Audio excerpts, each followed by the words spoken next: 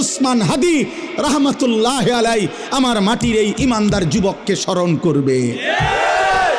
পৃথিবী তারে আর কোনোদিন ভুলবে না। পৃথিবীর ইতিহাসে সোনার অক্ষরে এই নাম লেখা হয়ে গেছে। আর শাহজিমের গায়ে এই যুবকের নাম লেখা হয়ে গেছে। ওরে আর পৃথিবী কোনোদিন ভুলবে না। ও ইমানদার ছিল, ইমানদার।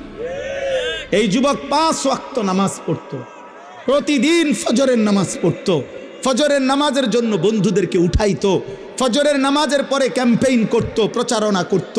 ফজরের মুসল্লি ছিল, আল্লাহর কোরআনের হাফেজে কোরআন ছিল। তার বাবা আলেম ছিলেন, সে নিজে মাদ্রাসায় পড়ছে। তার স্ত্রী পর্দানশীন, তার মা পর্দানশীন। কলিজা ভরা তার ঈমান ছিল, কলিজা ভরা তার মধ্যে দেশপ্রেম ছিল। আর শাহজিমের মালিক আল্লাহ বলছে, ছেলেটা চাইছিল ঢাকার একটা আসনে 500টা ভোট। সে বলছিল এবার